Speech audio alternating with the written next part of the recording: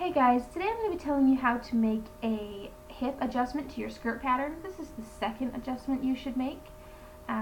You are going to need your hip measurement. Hip is defined as the widest part of your seat.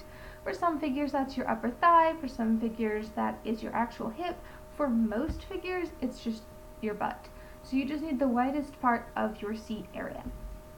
And you are going to need ease. The minimum amount of ease you want for your hip is 2 inches. That would be a close-fitting skirt, something like a pencil skirt. 4 inches would be about loose-fitting, and 6 inches or more, 4 inches would be semi-fitting, 6 inches or more would be loose-fitting. The looser the pattern style is that you have chosen, the less you need to worry about that. That is to say, if you have your hip plus 6 inches and your pattern is more than that, you don't need to worry. This is just to make this adjustment is just to make sure it does indeed fit your hip where it should. So it matters more on something that's tight-fitting, just to make sure it fits over your hip. So the next thing you need is your waist to hip measurement. That's going to be taken from your desired waist to the widest part of your seat. Okay, now what you've done is you have chosen your pattern, you've figured out your size, you've cut out your size. Now the first thing we need to do is to measure out what the finished sewn garment will be. We need to know that to know if there's any sizing changes to make. So for example, here I've got a pencil skirt. In the back, for illustrative purposes, I'm going to go ahead and put a pleat in.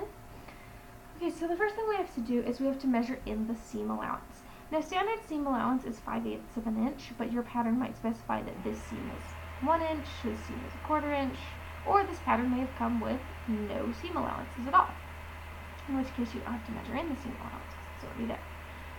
Otherwise, just 5/8 of an inch, you're going to measure in the seam allowance, and then you're going to go ahead and try to measure the hip. To do that, you have to figure out where the hip is on this pattern.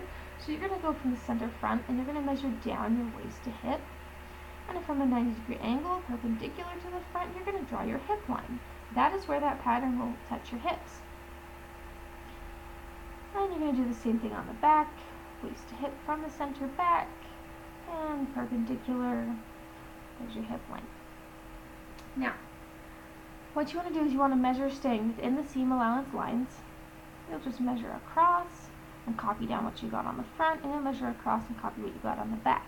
Now, if you do have darts, tucks, or pleats, when those are sewn up, they're not going to be part of the finished clothing measurement. So you're going to actually measure to them, stop, and go to the other side and measure starting across. Okay, staying within the seam allowances, like I said. Anyway, so you write down the front and back measurements. Now, this front pattern is cut on the center front. It's going to be opened up into a fold. It represents 1/2 of the front. So to get the full front measurement, you have to multiply by 2. Same with the back. It's 1/2 of the back, so you have to multiply by 2. If you have an asymmetrical pattern that represents the full front, you wouldn't need to multiply it because it's already full. Okay, then you're going to take those totals, you're going to add them together. And the next thing you're going to do is you need to know how much to make the adjustment by. So to do that, what you're going to do is you are going to compare the pattern total with your hip plus ease total. And you are just going to take them and subtract them. And that will give you a difference. And you are going to take that difference and you are going to divide it by 4. The reason being that we make this adjustment to one pattern piece, and 1/2 of the front is aka 1/4 of your body. So when we make this adjustment we need to make sure we're making it into 1/4 of the pattern, and so therefore 1/4 of the difference. So this will give you magic number X. Okay, so to make this adjustment, I'm going to show this in red. What you need to do is from the side seam, measure in 2 inches.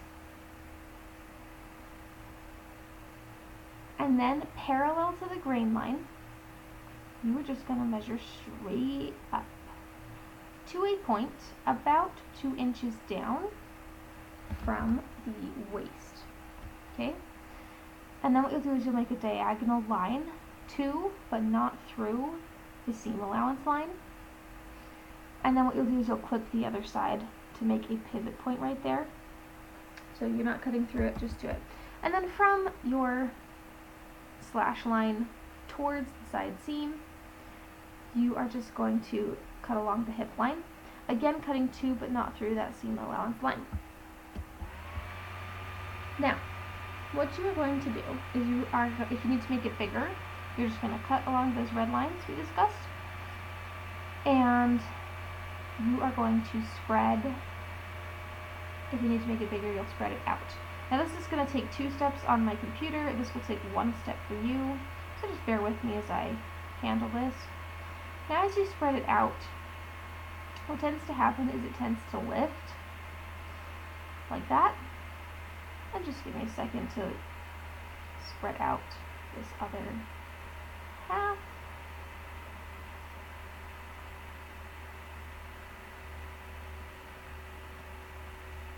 Okay. So yeah, what you will do is you will spread out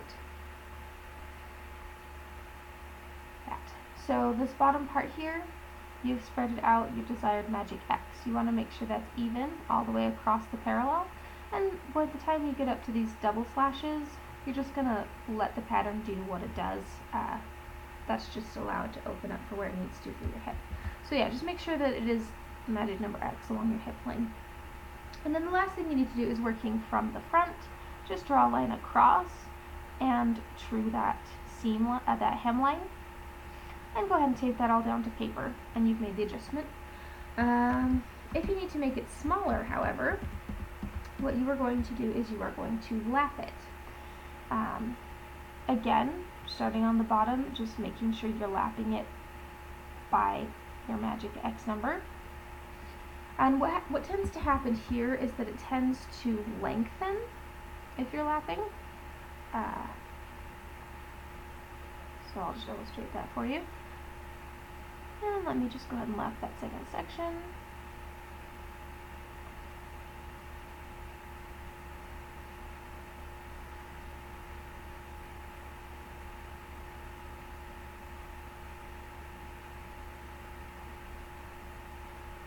So it'll do something like that. And it will stay attached at those special areas.